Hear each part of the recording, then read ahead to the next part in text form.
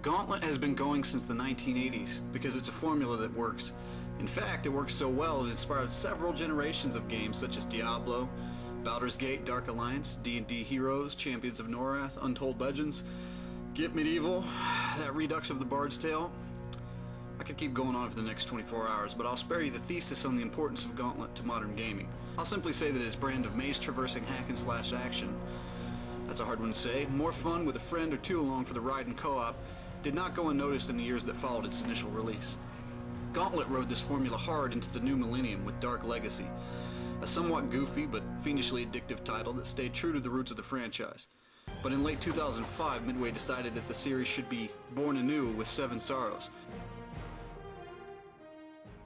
Banished by a ruthless emperor, and now freed, four noble heroes must band together as one to undo his seven great sorrows before all hope is forever lost.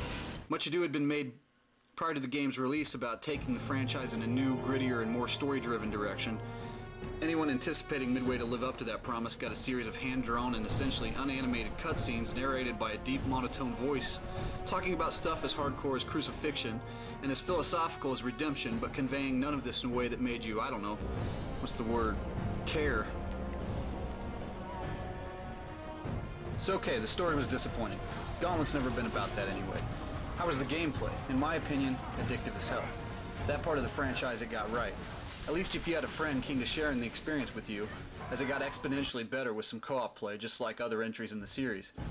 Classic sound effects, the sudden and startling appearance of death threatening you every time you pretty much got greedy, the monster spawners begging to be destroyed, the essence of Gauntlet seemed to be firmly entrenched. And damn it, the game was fun. I don't care what the reviewers circa 2005 had to say any more than I care what reviewers circa 2009 have to say.